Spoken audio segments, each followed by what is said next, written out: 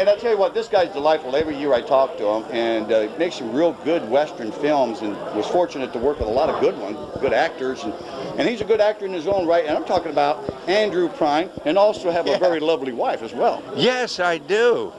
What is her name? She's You're around doing here all right somewhere. in show business, aren't you, Andrew? I'm doing okay.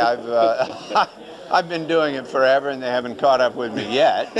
You know, they don't know. You're the best kept secret, huh? I mean, the best in Hollywood. But you know, you got so many good roles. I think you told me your very first role was a big movie in itself. The Miracle Worker. Oh, The Miracle Worker was the first movie I ever did. And that's a big movie. Yeah, won 3 Academy Awards, and all that sort of stuff. Well, it's some of my favorite westerns you were in, you know, like Bandolero. Yeah. And you know, that was Jimmy Stewart. Jimmy Stewart. And then it was in one of my favorite war pictures, Devil's Brigade. Yeah, with Bill Holden, Cliff Robertson. That was my first time over in Europe. They paid me all that money and took me around Europe too. You had a big role in that. I had a great big role in it, and had the best time of my life. William Holden, what kind of guy was he? William Holden was one of the greatest guys in the world. He even set up one of my weddings. No kidding. That's how much a buddy he was. Yeah, because we asked you often about John Wayne, but we never get a chance to ask you about William Holden. Yeah, he was a wonderful guy, and we palled around for years together, and I was awful sorry he had to go on and go. So early, you know. Yeah. You know, 63 was not exactly an old person. Well, it was very interesting. Bill didn't think he was a very good actor. No either. kidding. Yeah. I said, you know, you did win an Academy Award. Sure you did. might have noticed. He said, I'm a great businessman, but I'm not a great actor. And I said, you know, if only you knew. What is it, Startalk 17? The Oscar? Startalk 17. Well, you know, and I think they based the television series Hogan's Heroes on that. Oh, sure. On that particular movie. Sure. But you know, what a great actor. You know, I think Andrew, with his secret was that he didn't look like he was acting. William, when he was in a role, you know, he just didn't look like he was doing so much of an effort. Maybe that's why he had that in the back of his mind. It's true. He was a minimalist, is what I call him. He's like Gary Cooper. Yes. He didn't look like he was doing a lot, but he was. And in fact, that's all you watched when he was on the screen. Or Spencer Tracy. You know, there was a scene in one of the movies I've seen Spencer Tracy in there, and he was actually digging in his nose. Now, enough people say, no, but wait a minute. I'm making a point here. It's that it was something natural guy would do talking to his wife. He did it in the Madman world. And you know, talk about Spencer Tracy is just a natural actor. Oh, yeah. And if you ever watch Spencer Tracy, you can watch him hit his mark, because he actually would look at his mark.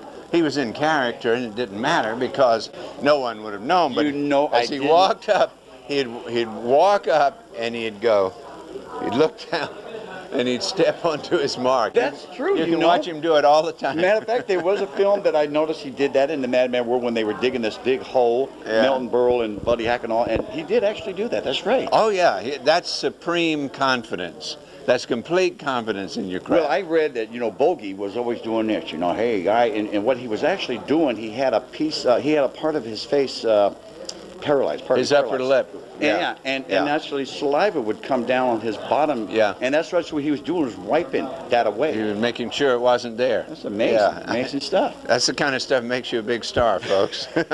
Andrew, any favorite roles that you did in westerns? Oh, after 50 years, they're all favorites. I don't think I've ever had a bad time on a show. I enjoy them all. Congratulations on that 50 years. Oh, thank you. Yeah. God, that's a milestone. I don't know how that happened since I'm only 46 years old. Well, I tell you what, you got to have been around in the movie business for 50 years. You're doing pretty good. Yeah. And you got the Golden Boot Award. Yes, I did. Golden Boot. And what's that mean to you, honor. Andrew? What does that mean to you? It meant everything to me, to be noticed, you know, after all this time, that some guys would notice, you know, and say, hey, you did okay too, so here's yours. God bless you. It means a lot to me, that's for sure. All right, Andrew, I won't take any more of your time. I know you're up there. Monica Zamora going to take our picture right there. Thank you, Monica.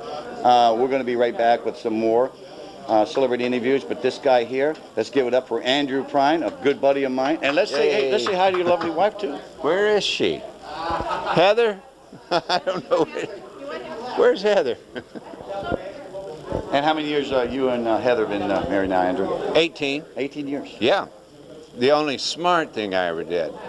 I mean, I'd like to say the smartest thing I did was get into show business, but often I've wondered whether that was smart at all or not. Now, is it good for both a man and woman to both be in the same business? You know, like actress and actors. There she is, right there. Can we come here, honey?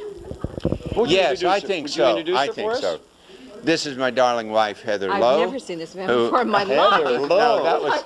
And here she is with the golden boot on the second Here, Andrew. you stand in here. And Andrew's better half, and there she is. There I Yeah. am. Heather was an actress, a successful actress, and now she's a producer. Well, Heather, do you miss the acting part of the business? No, Here, no, I'm not at all. Were you always interested, even the time you were acting, that you wanted to produce someday? No, I never thought I'd produce. Oh, yeah.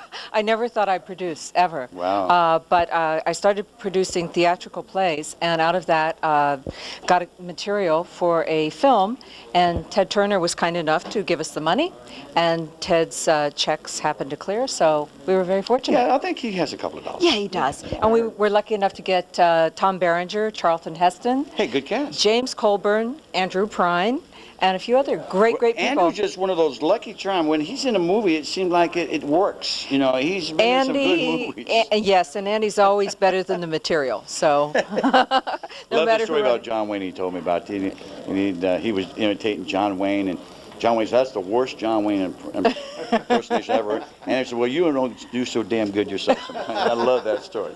It's great. It's really great. Now, tell us about some of the future projects that you have coming up beside the one you just...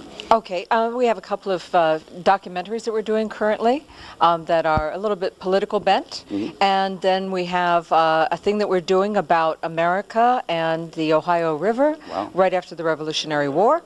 And we also have a crime caper called Sexy Girls. Sounds good. Yeah. Sounds good. Well, I'll tell you what, you and Andrew enjoy your dinner tonight. Thank you. At the Golden Boot. Thank you. And I want to thank you for coming on. Thank you. It's a pleasure Heather to be Lowe, here. everybody. Bye-bye. Andrew Prine. God bless you. Bye-bye.